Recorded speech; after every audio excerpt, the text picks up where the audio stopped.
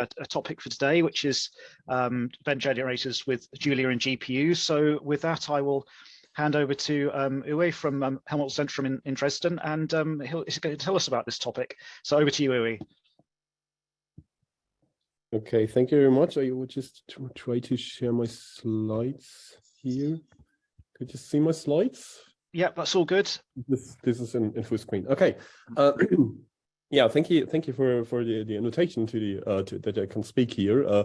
As Benjamin said, I'm Uwe Hernandez Acosta. I'm from actually the Center for Advanced System Understanding, which is a new founded institute at the Helmholtz-Zentrum Dresden-Rossendorf.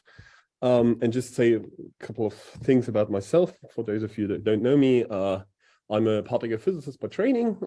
I did my PhD 2 years ago to Dresden and HZR on strong field QED. It's like QED with lasers.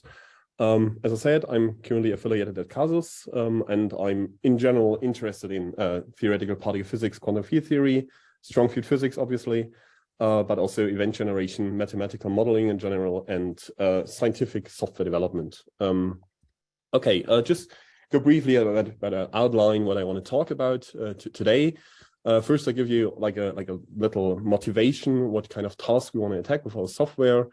Then I want to give a brief introduction into the software itself, so what we want to build, what we currently have built from it in QED.gl. And then in the end, I have a bigger block where I try to introduce you into the technologies we used from the Julia side. Okay, let me start with the part one, the motivation part. So just for the physicist in the audience, what we actually do is we try to simulate collisions of laser pulses and some scattering partners like electrons or photons or so. And we want to do event generation for it. So it means we want to simulate how many ticks on a pixel on a detector we want to see. And these types of things are actually quite interesting because we have a lot of phenomena in there which like not usual in textbook quantum field theory, like multi-photon scattering, like non-perturbative effects where you need to treat the whole laser pulse as a whole. But we also have like unstable vacuum effects and electromagnetic cascades in the end. And this is all the way interesting because it has a lot of applications, for instance, and magnetars, which is like a special kind of stars with a lot of like really strong electromagnetic fields. Maybe high luminosity electron-positron colliders, which is like a bit more an application for the audience here. But also like in material science, where special materials exist, where these strong fields also appear. And last but not least, the relativistic plasma physics, which we face, for instance, at a high-BEV experiment at the European XFEL, where I worked together with the experimentalists. Just to give to show you, not going into detail with the theory itself, but just to show you that the like type of theory we have underneath our computations is like rather different from the ones you know maybe from, I don't know, MATGRAPH, the standard model stuff and so on, and even beyond standard model stuff like supersymmetry. What we usually have is like we have Feynman rules, so computational building blocks where we have the usual known matrix vector structures, like in these capital gamma matrices here. But on top of that, we also have like highly oscillatory, very complicated integrals, which we need to solve for every vertex, for every event we want to generate. And this means that even for the smallest building block in a theory, the computations itself are like really challenging and consuming in the case of compute power. And now I'm done with the theory itself. I go more into where in the whole simulation pipeline we see our work today. As I said, differential cross sections and theory we have done in a way, I would say. But now we concentrate on the second part, like the Monte Carlo event generation. And since we started new in this field, we just concentrate on that. So all the other things which are usually done afterwards, like showering, clustering, transport code, detector simulation stuff like Geong 4 and 5 and so on. This is what we currently not do, maybe in the future. So we do more or less the quick and dirty way, just event generation and then compare it with the experimental results. Okay. Let me give you a brief overview what kind of computing task we expect to face in our event generation. First of all, like matrix elements as usual. So you have a theory, and this theory you plug in like Feynman rules, and then you compute matrix elements, which are essentially like a series of matrix multiplications of really small matrices, but you have a lot of internal dependencies, like a diagram-like structure. However, in our special physics case, we also have like highly oscillatory integrals, not just 1D, but multivariate integrals. We need to solve for each matrix element in the end. Then we have a second category using these matrix elements, or a bit more precise, using the differential cross sections and integrating them to do some kind of a pre-computation for the event generation itself, where we want to calculate the total cross section. And these are usually high-dimensional integrals, as most of you know. However, since the integrand, the differential cross section, is like really feature-rich, we need like adaptive Monte Carlo approaches, like you know from the well-established event generators, and also we need some mathematical optimizations to actually, like build guessing distributions, which are like the upper bounds of a certain integrand. And in the end, the event generation itself, where we have like constructed out of differential cross sections multivariate distributions. These need to be represented in a way, and then we need to draw samples from there, and we need to draw them fast, which means because we want to draw like a lot of samples, like 100 million or 1 billion samples in the end.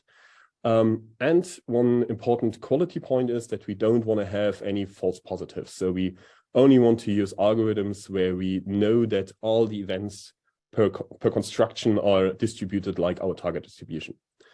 And since our theory is built in a way that it's actually computational expensive, we want to do all these things in parallel. So all of these categories we want to do in parallel. Okay, that's it for the motivation part. So this is like the stage I want to build everything on top in this talk. And now let me go to what is actually the software we try to build to face all these problems for our particular physics use case. And it is QD.gl. QD.gl is actually not finished yet, but we are on a good way. But the first thing what we did when we started this whole thing was like putting on some requirements we have besides the physics use case. And this is like, it is an open source library. It shall be written in Julia, why I will say in a minute. Then it shall be user-friendly, so even experimentalists can use it. You don't need to be an expert in the programming language to actually use it. This would be our main goal in a way. It should be modularized, so in orthogonal developed models that you can actually easily extend the whole thing. It should be performant enough for the task we face, and it should be run on CPU and GPU as well. And here's like the structure came up last year about that, and I need to say we conceptualized almost everything of that.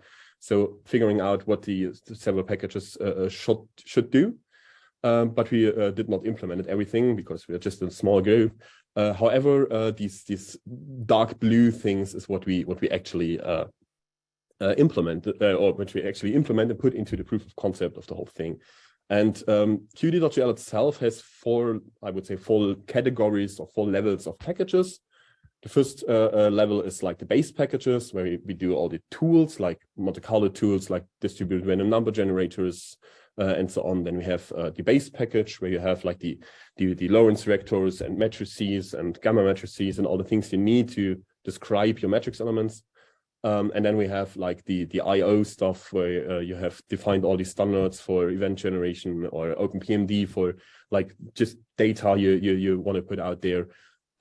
Then a second layer, what we have is the physics packages, where we put in our actual physics models and so on. This is like QD models, where we have the Feynman rules defined in a certain way.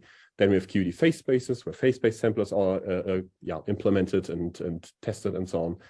Then we have QD fields, which is a bit different from the usual event generation tech stack, where you provide any electromagnetic field solutions of Maxwell's equations, spectral solvers, spectral polarizations, and so on. Then we have the level of event generation itself, which is like with 2 packages, like the processes package, QD processes, where we have implemented like concrete processes, 2 to 2, 2 to 3, 2 to 4 to some extent, but within laser field, which makes them more complicated.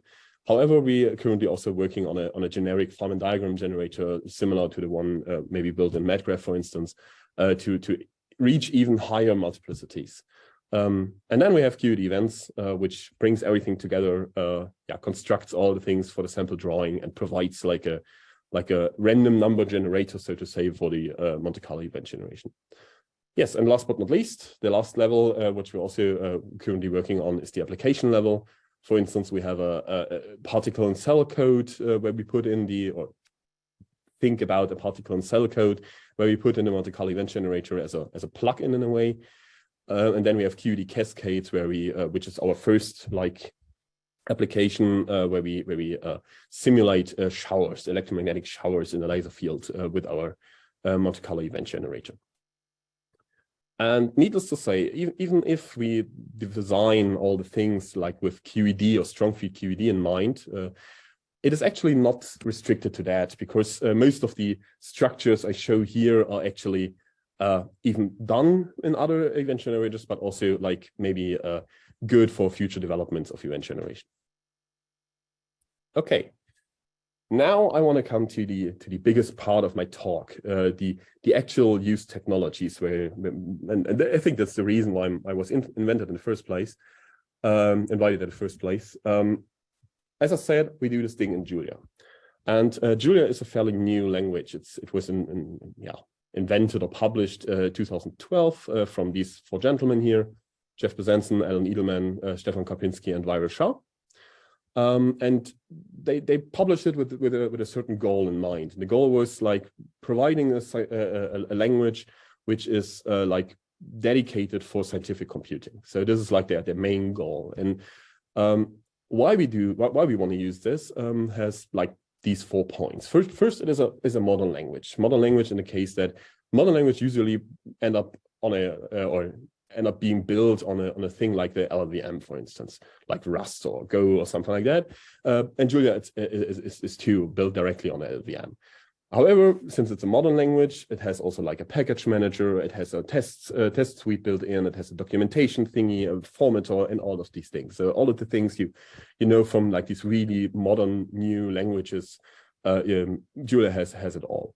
However, the design principles of Julia are also that it shall be easy to write, which actually means that it has a garbage collector, so you don't need to bother about memory. It has a rich type system, which means you have a lot of expressiveness when coding in Julia. It has an extensive standard library, which means that you have a lot of functionality directly usable when you just open up the Julia repo. And the fun part is most of the standard library is actually written in Julia itself. So if you want to see good practices in Julia, just look at the standard library. Just look at the source code of the standard library. And for me, one of the best things about the easy to write part is it has a transparent compilation stack. So when you compile Julia, you can actually print out the state of your code in every single step in the compilation. So starting from your source code to the Julia typed code, to the LLVM intermediate representation, down to the PDX code for CUDA, or to the actually assembly code on a CPU. So this is a thing which comes really in handy if you want to optimize things in Julia. On the other hand, Julia is designed to be easy to use.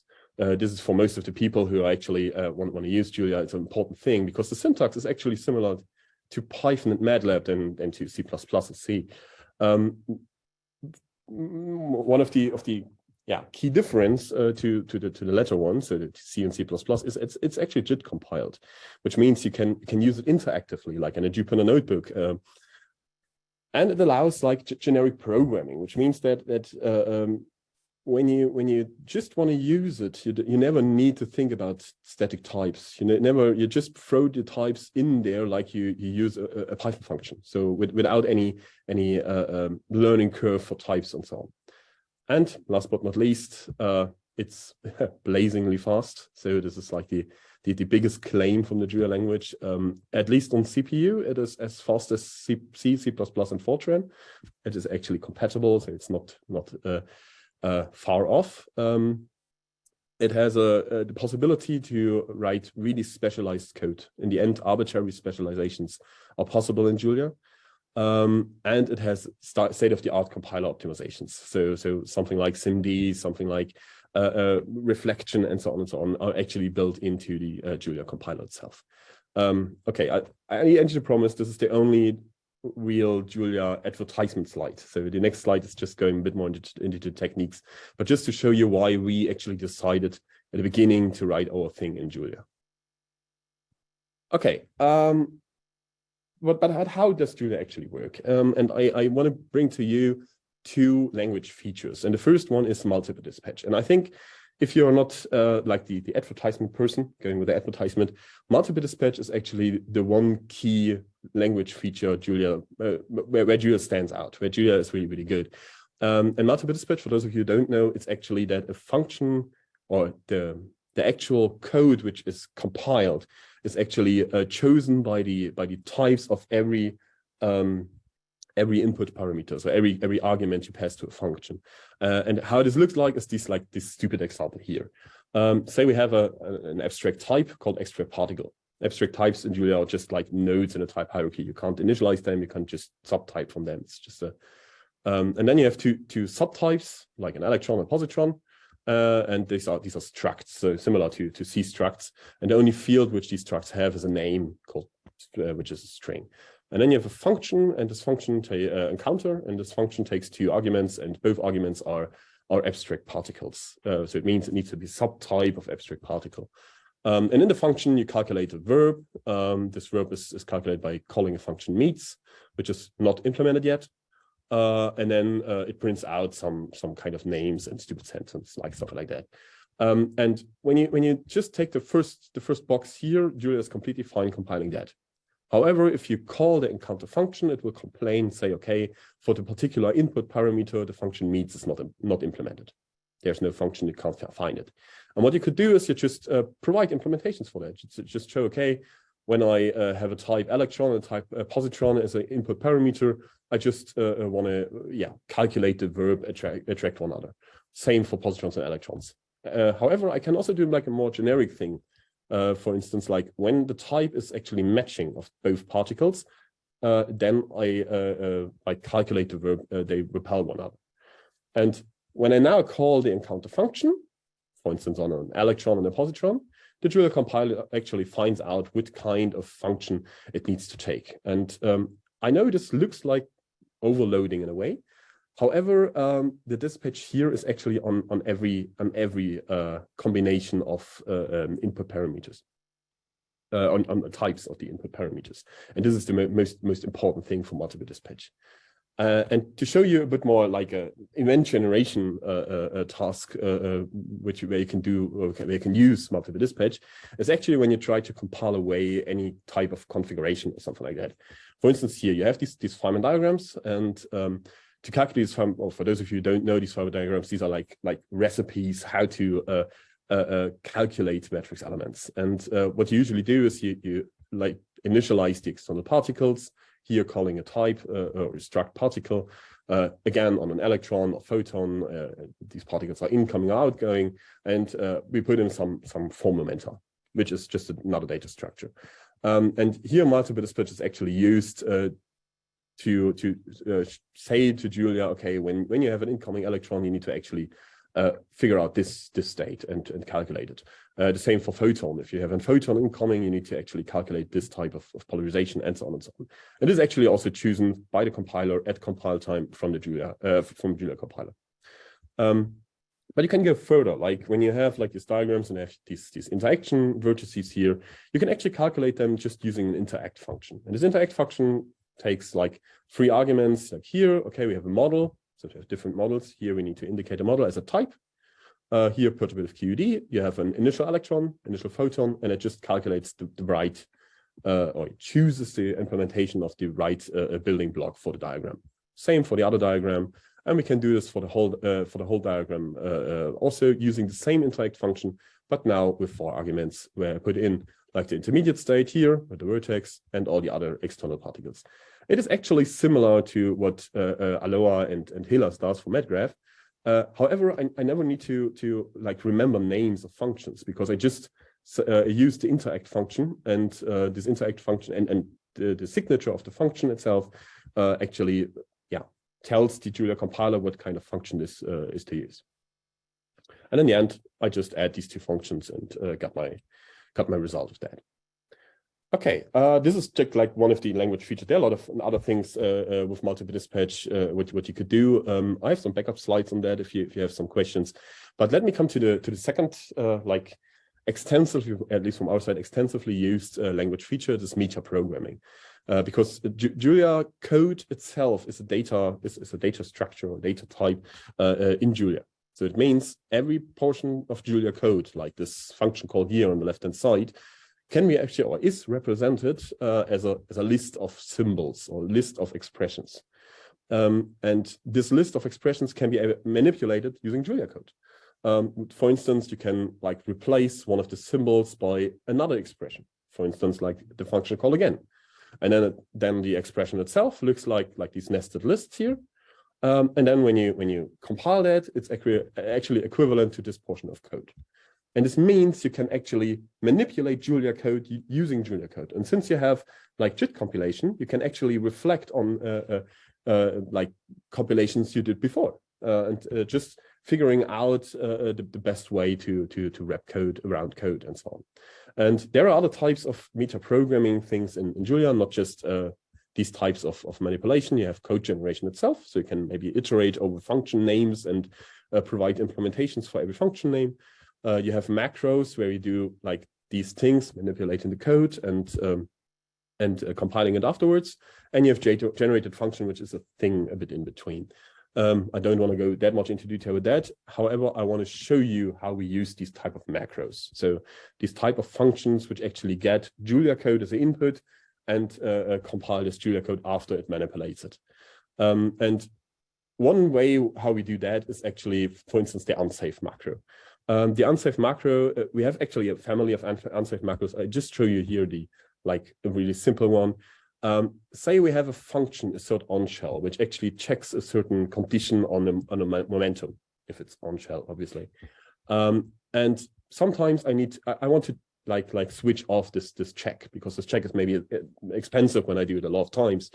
And I don't only want to do it with an if statement, switch it off, and that's it. What I want to do is I want to completely compile it away using the language. And what we do, how we do that is actually writing the onshell macro, the assert onshell macro function with an usual if statement, but we check like this reference here, validity check. And this validity check is actually a pointer pointing on a certain, or it's a reference called in Julia, pointing on a Boolean value, and it's initialized with true. So the check is actually always done. However, what the macro does is it takes an expression, it switches the value under the reference to false, then it compiles locally the function with this new value there, and then it puts the default value back after the compilation. And the important part here is, if the Julia compiler sees that here is if validity check is now false, if false and, it does not check the rest here. It doesn't check that. And in the end, if Julia is clever enough, it just compiles the whole thing away, because this if check here does essentially nothing, because it checks if false. And so the whole function is in the end compiled away due to this validity check. And this shows you that such macros does what you think. So it puts on like wrapper code around your function and puts in new functionalities or excludes functionality like here. Okay, now we come with these like standard language features from Julia. We come to the important part, which is the second part of the title of this talk, like distributed computing, especially going in direction of GPUs. First of all, multi-threading or distributed computing in general is like a first-class citizen in Julia. So Julia was designed with the purpose that it supports different kinds of distributed computing. For instance, like these standard OpenMP-like compute models where you just like parallelize over loops or maps. You have like hybrid threading where you can put m tasks on n threads and so on.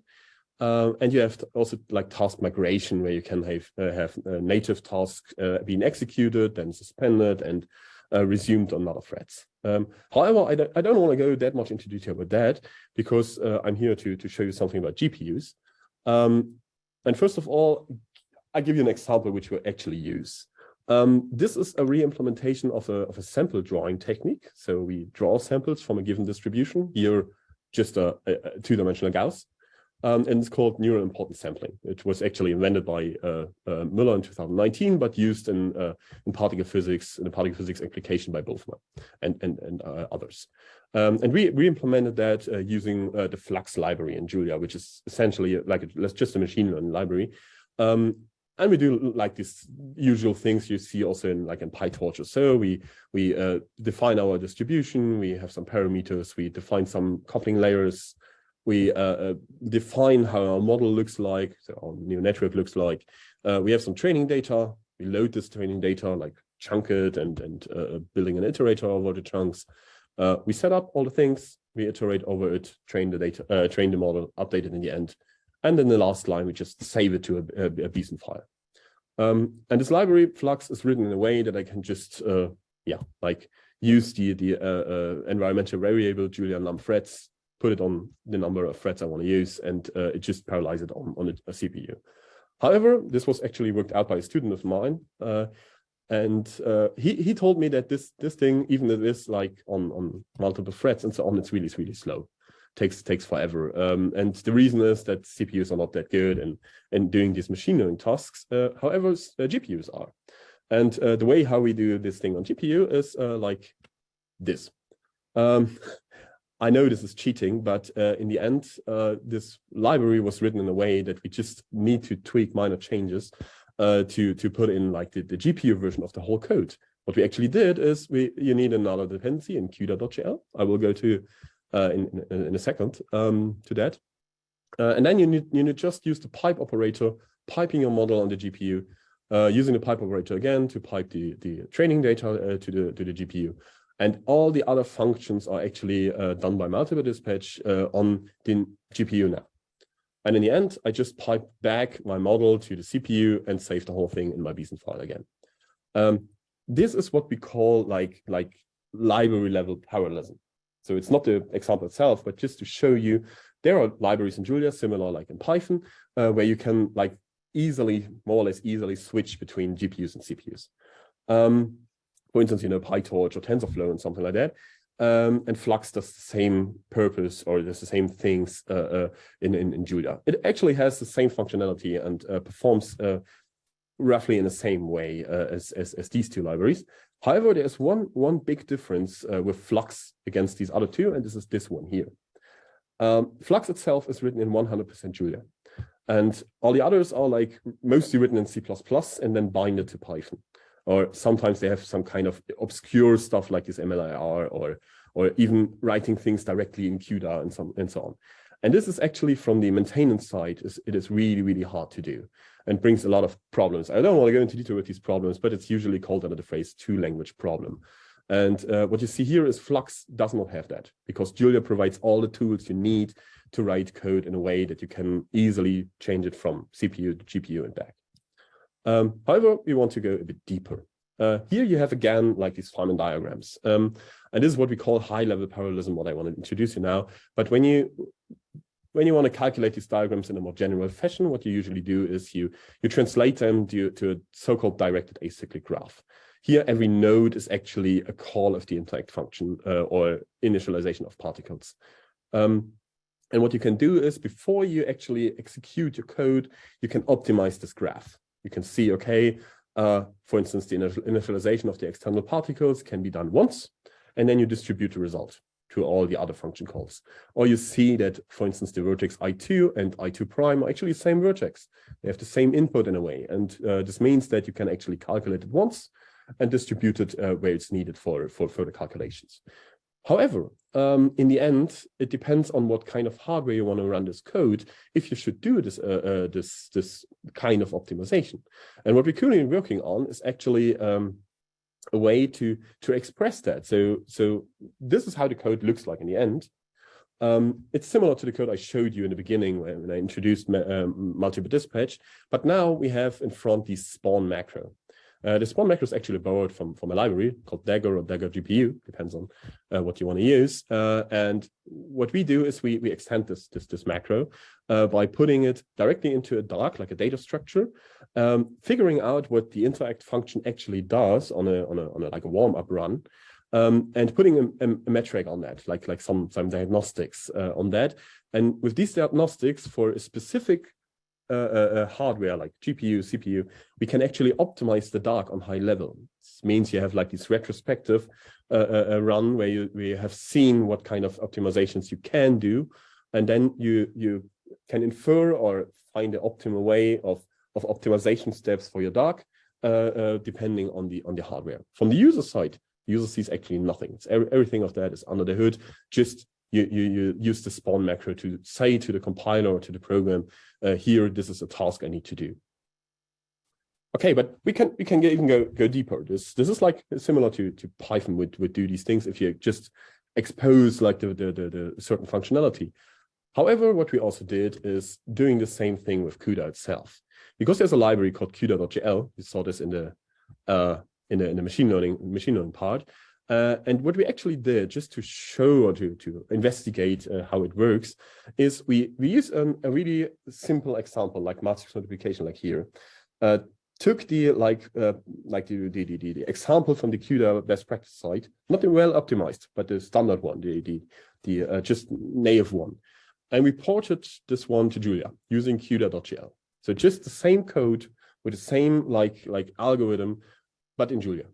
And as you see here, the code looks like rather simple. You have some kind of index gymnastics here.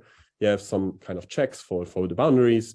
You allocate some memory. You do a for loop over the elements, and you overwrite your input value in the end. And then we benchmark this against the CUDA version, the CUDA C++ version. And we also did this for 2D structures in Julia. And we, as a gold standard, put also like the Q+ version of matrix multiplication, so the highly optimized one. And what we actually saw that for different types of sizes of matrices for the matrix multiplication, Julia or CUDA.gl actually performs very well. It is not that far off from the C++ version, at least in the naive context. So if you're a newbie in Julia, just porting the CUDA code, you're not that far off from the actual C++ code, which is kind of good. However, as you see, the gap to the like really optimized versions in C++ is fairly big, and you can also do like a lot of things wrong in the Julia 2D data structure version. However, we currently investigate what is going wrong there. But the takeaway message from this one is if you do the things like similar or with a similar experience like you use in CUDA C or CUDA C++, you get similar results, at least for these kind of small kernels. But the thing is, you have this kernel written in Julia. So you actually can do all these Julia things I showed you before, you can do actually directly on the kernel. So multiple dispatch, macros, changing things if you want, and so on and so on. And to show you that it's not just, like for these small naive thingies, but you can also squeeze out the last bit of performance, I'll show you a thing what's done in 2018 by a group around Tom Bizarre. And this is like the Rodinia benchmarks. So he used the Rodinia benchmarks, which is a benchmark suite from the University of Virginia to actually benchmark like heterogeneous systems, for instance, like NVIDIA graphics cards. And NVIDIA itself actually wrote a lot of these benchmarks and optimize them so that they perform very, very well for these benchmarks. And these Tom Bizarre and others, they actually implemented the whole thing using a predecessor of CUDA.gl, which is also written completely in Julia. So they were able to actually port the whole, I think the smallest 10 benchmarks from Rodinia to Julia. And then they benchmarked it against the highly optimized CUDA C code. They optimized the Julia versions, but what it shows actually is that if you go with the optimized CUDA C and an optimized Julia CUDA.gl version, you're not that far off. You're actually off 0.5%. So it means that even if you go to these high performant optimized code, you can write Julia code, which actually performs quite well in this region as well. And then another point, which is on top of that, is the Julia community actually knows that not only NVIDIA is able to manufacture good graphics cards, but also like AMD and Intel, and even Apple, like the Metal one, is also built in, but it's not that good, at least currently. And what they have is like libraries like AMD GPUs and one API, where you can do the similar thing like in the CUDA one. We actually checked or currently test the AMD GPU stuff, and it actually performs in a similar fashion as CUDA.gl. And then they have written a package on top of that in kernel abstractions.gl, where you actually have an abstraction layer, abstract away like the parallelism, and use the Julia macros to actually get all the things you need for your calculation and writing new kernels. For instance, the add index macro, which depending on the vendor, gives you the right index for your calculation you want to do. Here, for instance, the matrix multiplication again. And this means that in the end, Julia provides you all the possibilities from like the native, I just use CUDA code from the website, port it in Julia and use it there, up to I want to squeeze out every bit of performance and abstracting away a lot of like vendor or architecture specific implementations. And with that, I want to come to my dream state, because the thing is, kernel abstractions.gl is an awesome library. It is not like finished in a way. However, it comes with a kind of overhead. So you have some kind of compilation time you need there, here and there. You have some pitfalls in Julia, which you need to circumvent in a way when you use that. And a dream state would be like having a zero overhead abstraction similar to Alpaca. Maybe some of you know Alpaca. Alpaca is a C++ library built here in the HZDR, which is actually, abstracting away, or it's an abstraction layer over parallelization. So you can write your code using the abstractions from Alpaca and run it everywhere. And similar things could be done in Julia as well. And our problem is now reducing the overhead, maybe using like the concepts of Alpaca or Alpaca itself. And with that, I'll come to my summary. I started showing you how computationally expensive event generators are, and that we want to do all this task in parallel. Then I introduced you to our new library, QED.gl, where we do these QED calculations, which is written in Julia. It's modularized, it's extensible, and we want to run it on CPU and GPU. Then I introduced you in some like concepts and claims from the Julia language, as well as 2 language features in multiple dispatch and meta programming, partially as in the end. And then in the last part, I showed you some things about distributed computing in Julia on GPUs, for instance, that you have a lot of library support in Flux and also other libraries. You have high-level optimization possibilities using like different data structures in Julia, and but you have also the possibility to go low-level GPU programming using, for instance, using CUDA, using ROCm, using one API, and so on. And in the end, there are like a lot of effort doing like this hardware agnostic parallelization in the form of kernel abstractions.gl, or maybe in the future using Alpaca-like libraries. And with that, I thank my collaborators, and I thank you for your attention, and I open for questions. Oh, that's great. Thank you very much, Uwe. So again, very interesting overview. Obviously, if people have questions, please go ahead and raise your hand. I see one already from Attila. Oh, if I can go ahead. Okay, thanks a lot for the presentation. I'll have a very annoying question, because with all the great things that you said about Julia, I was very baffled by your statements about Alpaca just now, because it's not my understanding that Alpaca would be talking directly to LLVM. I thought that abstraction was happening at a different level. Yes, that you're completely right. That's why I put in this disclaimer. I need to put it a bit bigger. It's actually like fantasizing about it. So that we have in Julia a similar thing, and we actually try to figure out where to put in like the layer for Alpaca.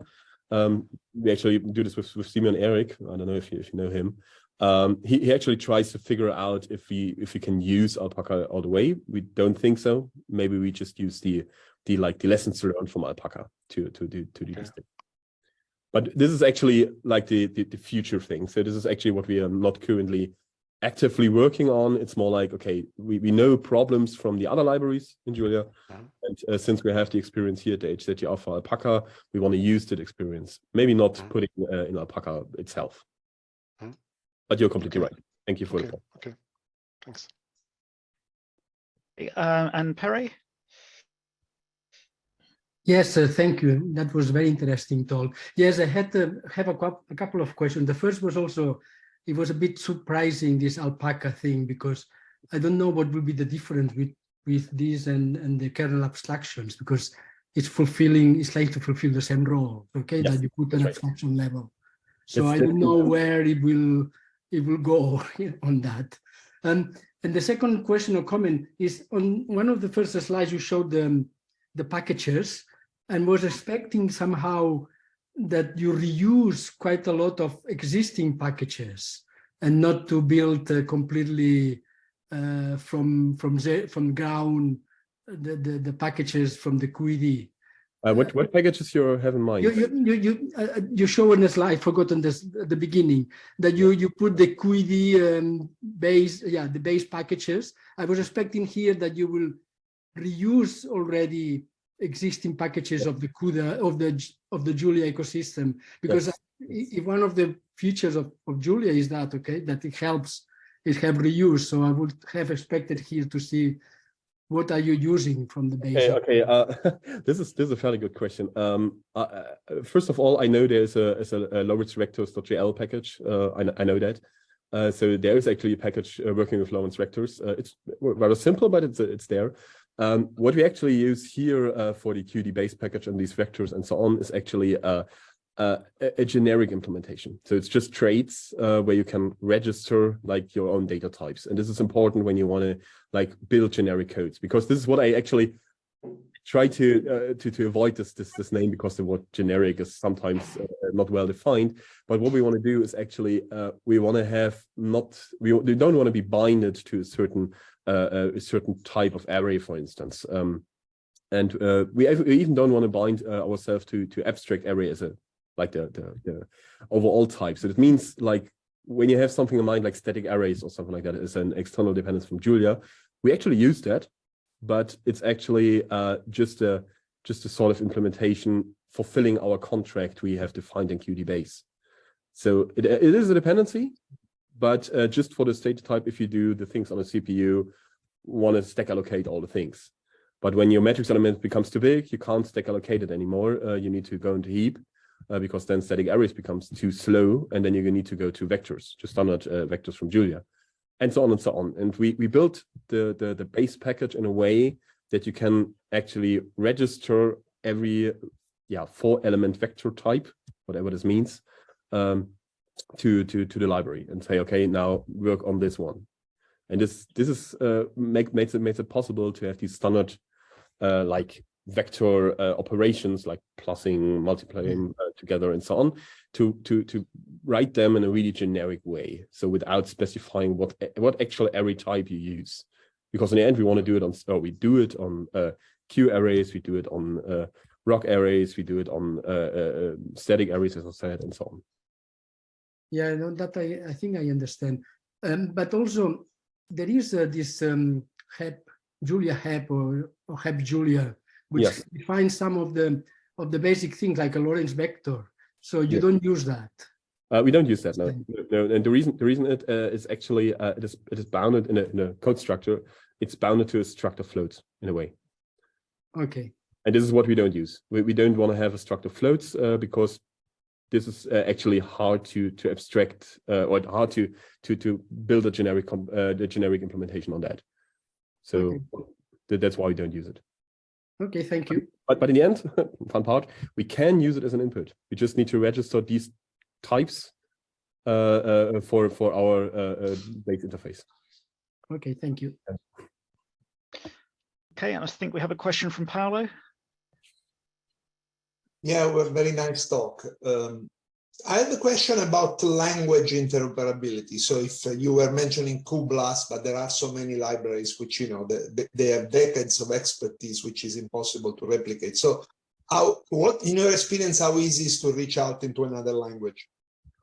I would say, the answer is twofold. The first one is Julia was actually designed to interface to other languages in a certain way.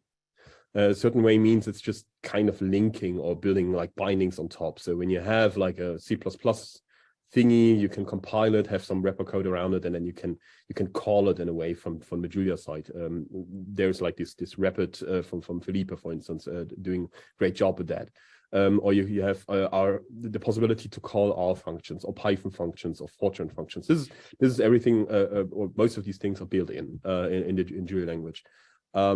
However, in Q.gl itself, I think they actually bind it to Q+ implementations or other BLAS implementations on a GPU. Most of the time you don't, this is what we actually don't want to do. So we don't want to actually bind to the thing. This is the second fault. Like usually you can do these things without binding to another language. However, if you have some legacy code or something like that, then you should do this. That's right. But it's fairly good, I would say. Does this answer your question? Yeah, and so you have, I guess my second part of my question is you have not used that in your implementation. You have stayed. No. These Q+ is actually called from C++ side. It's just to have like a baseline for the implementation, or for the benchmark. So it's not called from the Julia side. It's called from the C++ side. Thanks. And it's actually the work of my students, not my work. He runs the benchmarks. Okay, do we have any more questions? Shout out or just raise your hand. I raise my physical hand, yes. One question is vectorization, CPU vector registers, is this supported within Julia? How would you use it, and are you using it? Yes, it's supported. We currently investigate when and how to use it, and it's actually done using a macro. So you come when you have for instance a for loop over an array or something like that, you can actually loop vectorize that. So there's a package which does this via macros. So they actually inspect the code.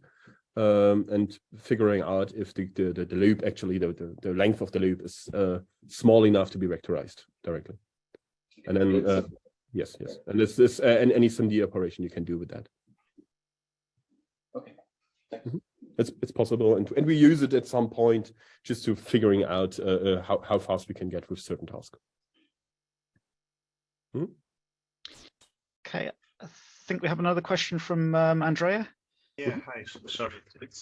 Thanks for the talk. Actually, very interesting. It's directly related to what Stefan asked. I'm a bit confused because I think before you said something about Julia vectors, which you can use and have any operation. So I actually thought that those vectors were also usable for vectorization, which is in a way what Stefan was because let's say in C++, for instance, I use a lot compiler vector extensions, which are just types where you write plus or multiply, and it just multiplies directly a vector by a vector. And so I would have imagined that Julia should have this kind of by default. I mean, or not? Yes, they have it. It's called the dot notation. Okay. It's like similar to it is actually broadcasting, and under the hood you can actually annotate this line of code saying or giving a hint to the compiler. Here, this is a broadcasting operation where you can vectorize. And then the compiler actually decides if it can do that or not. So you don't bind the compiler to do this vectorization now, because this would mean that you need to measure or benchmark if this is like good idea to do it in this particular case. However, since the Julia compiler can actually reflect on the code, it sees if it is necessary or a good idea to do that. At least to a certain point. Okay. They can do that. Thanks a lot. Okay, and I think Perry, have another question? Yes, it's related to the CUDA, the CUDA.gl.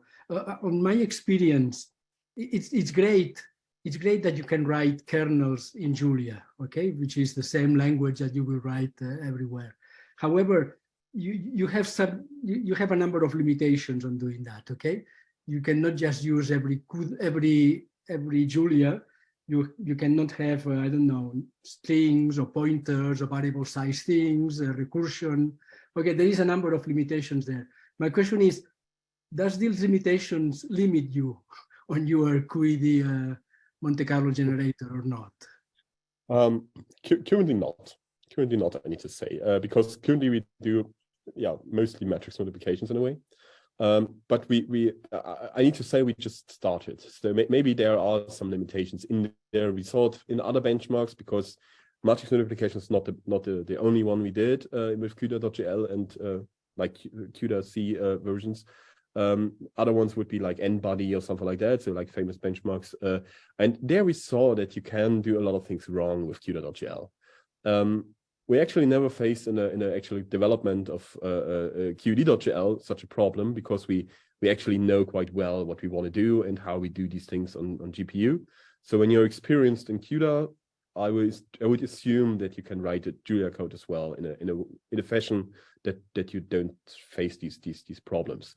However, you're completely right. When writing these things, you need to keep in mind that certain things are forbidden or you should not do.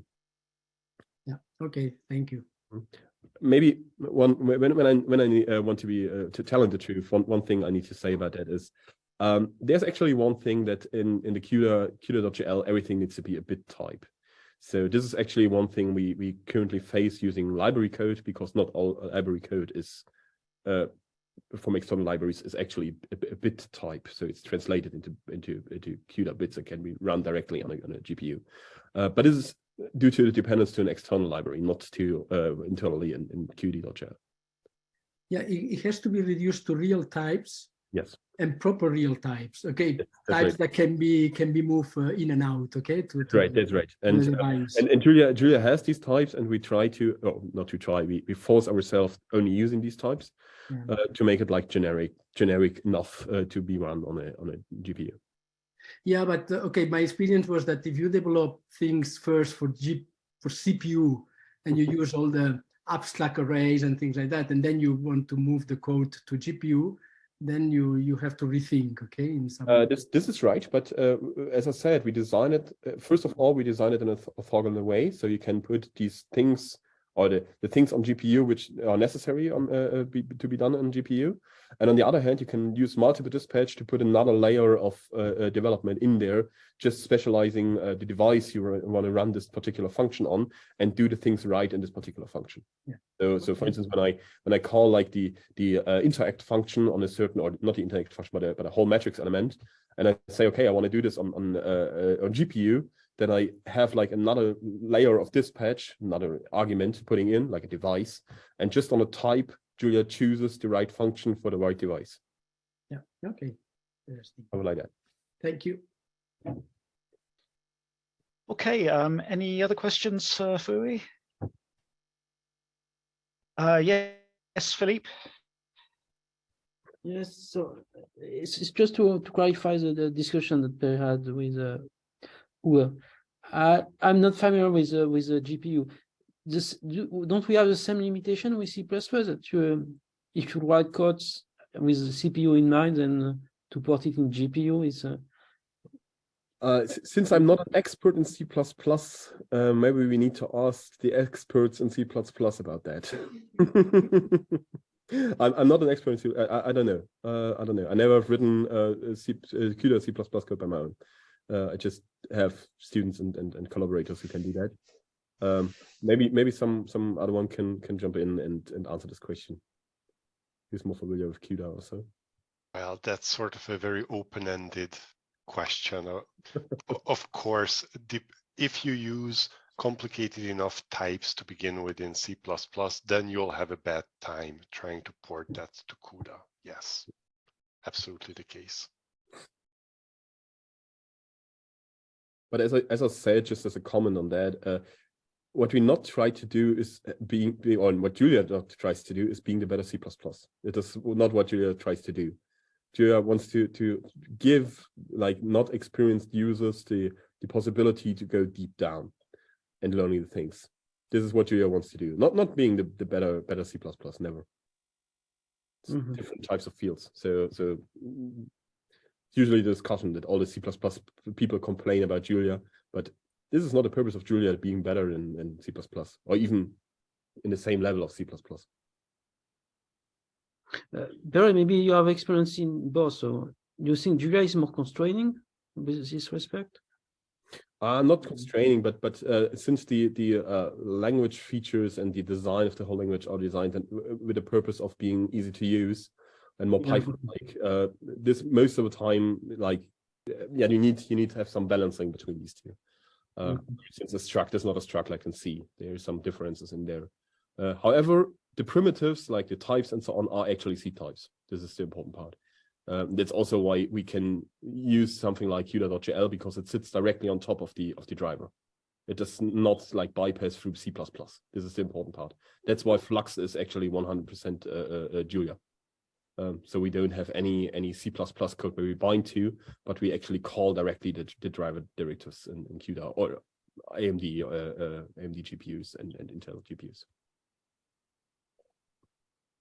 Okay, thanks for your answer. Okay, any other final questions or comments? I think Thomas had a comment on package management, isolated environments, and code reuse. That's right. Yeah.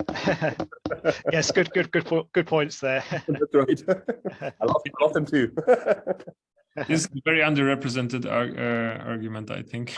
Yes, that's really right. But I have already spoken, I don't know, 45 minutes. So it's yeah, nice talk, by the way. Well, thank you very much. Yeah. Okay, so I think if there's no final comments or questions, I think we can close the meeting here. So thank you again, Uwe, very interesting talk, and thanks also for very interesting discussion and comments from everyone. So we will close here, and obviously hope to see everyone again in 4 weeks' time for the meeting on the 20th.